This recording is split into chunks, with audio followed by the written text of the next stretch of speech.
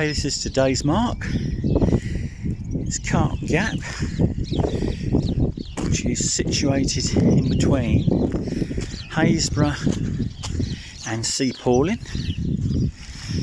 So we've got a pay and display car park, and this on the right is a toilet block, which is handy. So car parking, plenty of car park spaces. Up to the ramp, this is the lifeboat ramp, so it's got to be kept clear at all times. And then down onto the North Norfolk sand. So, what I think I'll do is shoot back, get some gear on, get down on the beach and get started.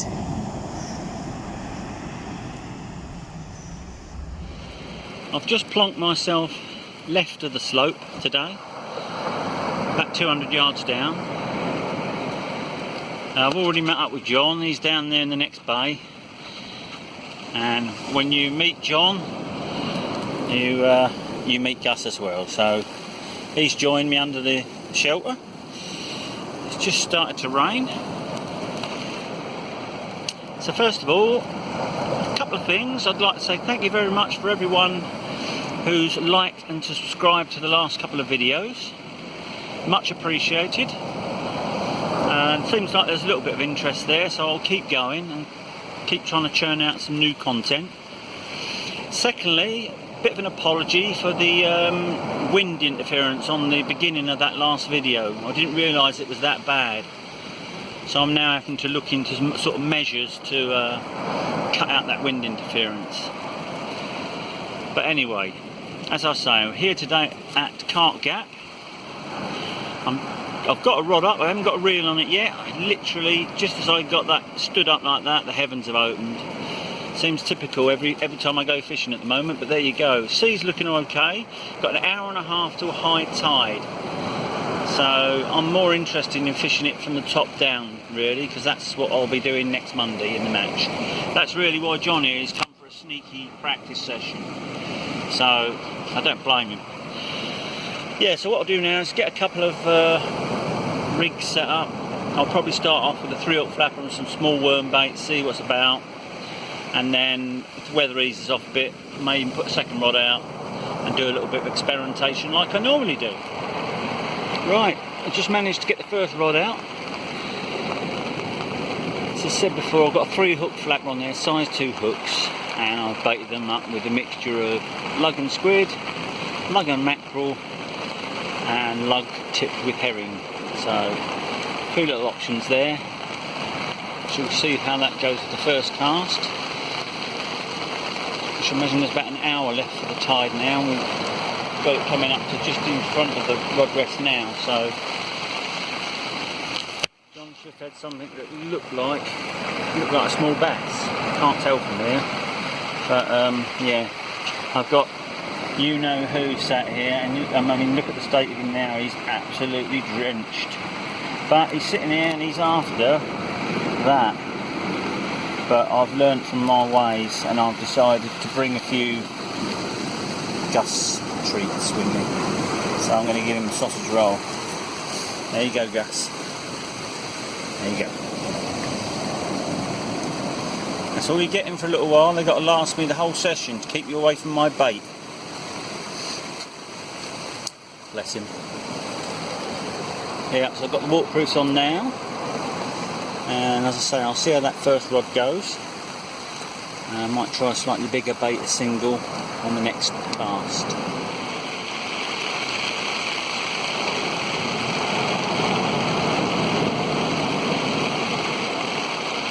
What with the noise of the sea and the rain, that's quite therapeutic, really. I've got a little tap on that rod as well. It means I've got to go out there and all this and deal with that.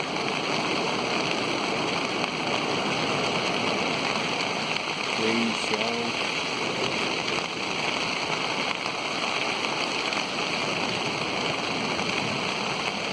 What I've got to be very wary of is when I go out to that rod, all my baits covered up, if you know what I mean. That's quite funny on Monday nights during the matches. So Gus will sit with John for most of the night. Our matches finish at 10:30, and around 10 o'clock it's Gus time. So he'll just get up and leave, and he'll go down the match length one after another, just seeing if anyone's got any squid. Most of the anglers oblige, and depending on how hungry he is how far down the match length he gets. But I have him as a regular visitor. I think he recognises my voice and he knows I'm a soft touch. But yeah, he's certainly a squid muncher. Well, today's session seemed like a good idea at the time. I don't know where this rain's come from. It's biblical at the moment. But anyway, bait change. Needs must.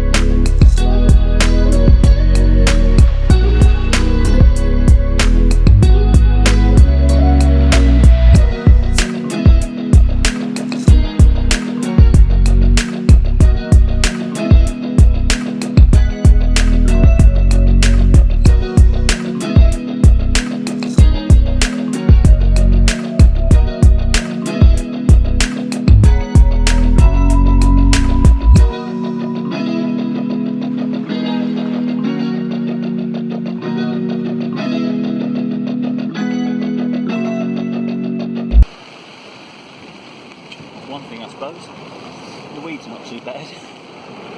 A little bit about this beach then while we're waiting. I've just put the second rig out, which is a 2-hook clip down, and I've got squid on one hook, plain squid, and on the other hook I've got a squid and lug cocktail. Slightly bigger baits on slightly bigger hooks, so we'll give that a bash to see what's going on. So a little bit more about the mark where we're fishing Carp Gap. It's mainly a sand beach, but you've got patches of hard stones and the odd bit of chalk out there as well. So I think the idea today, hopefully, will be to target the flatfish on the sand. Can't feel the lead at the moment when you bring it in. Sometimes you can feel it tapping, so if it's gravelly. So really and truly the targets today are going to be predominantly on this beach. It's a bit early I know, but bass will be a target. I think you're going to inevitably get dogfish at some point. They've started to show all the way along the coast now. And then you've got your usual flatfish, dabs and flounders. Obviously the obligatory whiting, but more likely to be after dark now. And then you've got odd little things like rocklins and stuff like that as well. A bit later on in the summer you also get eels, but won't be seeing any of them today, I doubt. So, times to fish this beach, this time of the year, virtually any time. But in the summer it does get extremely busy here, so your sessions, if you're coming down for some bass in the evenings, it's best when all the holiday makers have left the beach, or first light in the morning. Could be 4 o'clock in the morning in June and July, but you'll have the beach to yourself. There might be the odd angler down here, but you won't get the disturbance. See how far that tide's coming up now? I would have thought it's almost at the top now. Hasn't quite covered that little sandbar there, but it's not a very big tide today. Yeah, so what I'll do is I'll give that a little while. I'll get a cup of coffee on the go, see if that develops into nothing. If not, the 3-hook flappers all baited up, ready to go again. I'll give that 15 minutes and then give that a bait change if we haven't had nothing in the meantime. I think we're going to get flooded out, dogs. Roscoe's decided to put in an appearance as well now. I don't know if he wants a biscuit. Roscoe, do you want one of them? Yeah, he's took one. You better have another one then, Gus, as you've been fairly good. But you can go away from a bait now. Yeah.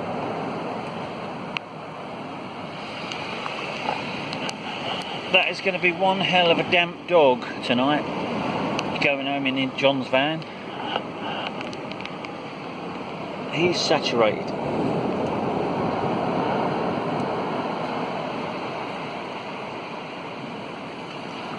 Fishing seems very slow at the moment. I know John's had a few whiting, and he's had a couple of good sized ones as well, which is very unlike him. I've just managed to get the second rod set up now.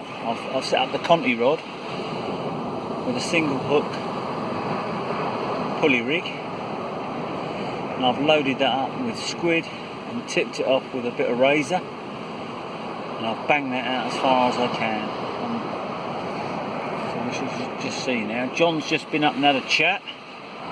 He's had several very good sized whiting, ones that seem to elude us on a Monday night, but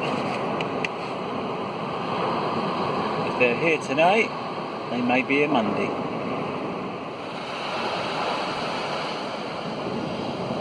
Something out with that right hand rod. Let's have a look.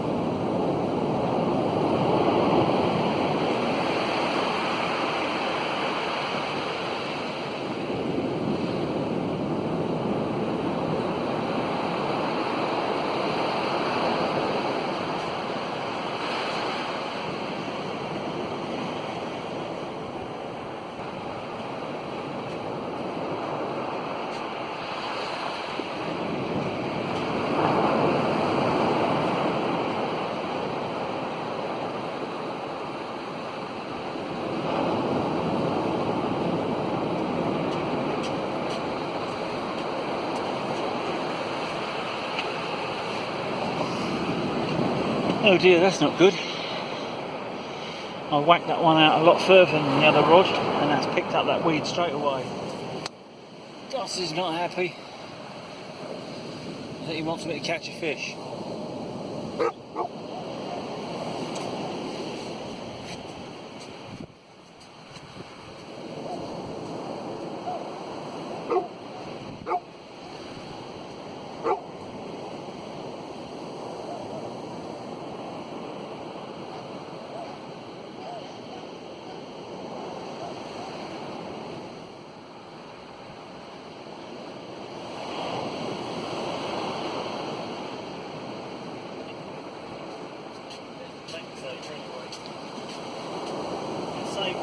That's about all. Pin whiting. Let's get that changed, get it back.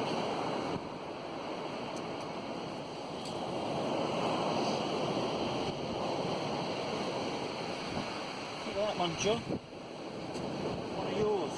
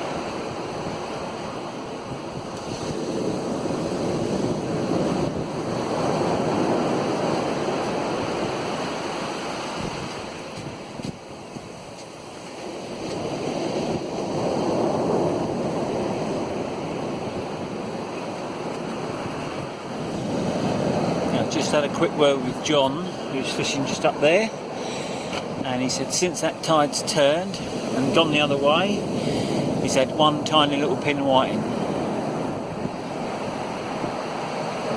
So, don't know. I've just dropped one in short behind those rollers, see if there's a bass about. I do think we're a little bit early still. Probably another month's time. You never know though. It's got a whole mini squid on that left hand rod now. We've got a mixture of squid and mackerel and lug cocktails on the other one.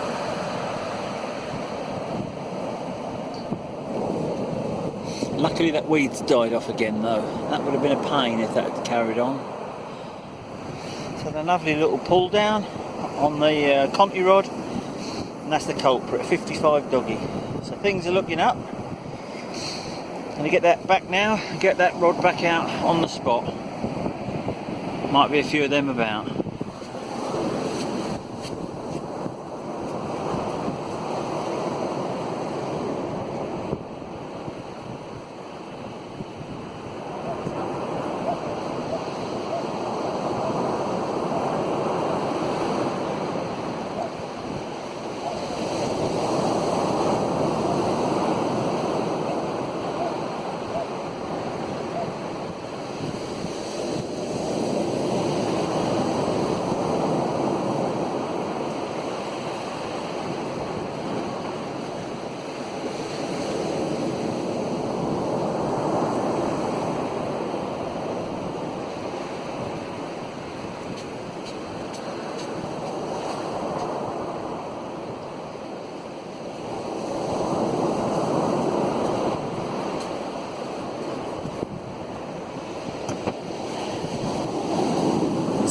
Try another whole squid.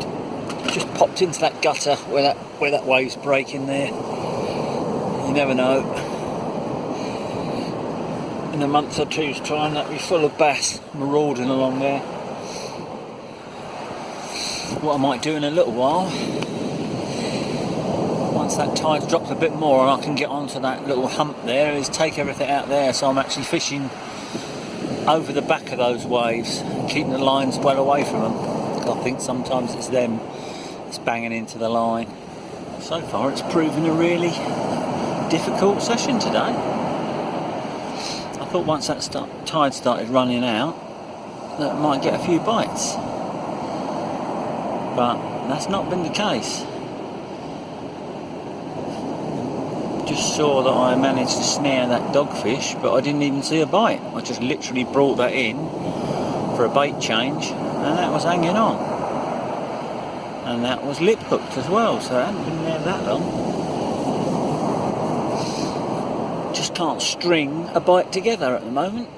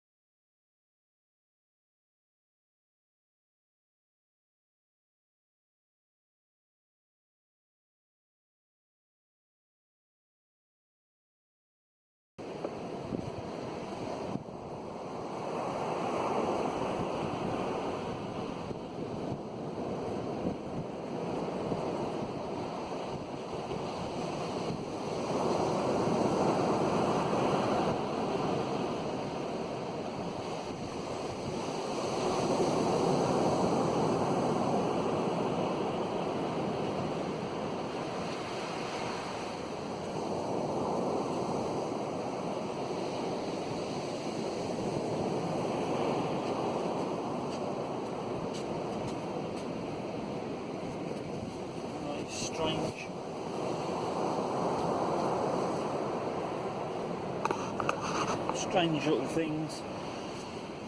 Little rockling. Lip hooked as well.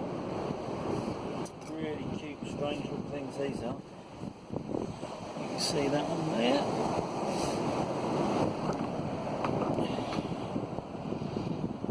like a mini catfish.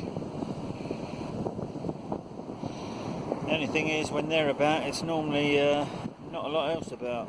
But there you go. A bite is a bite. Let's get him put back.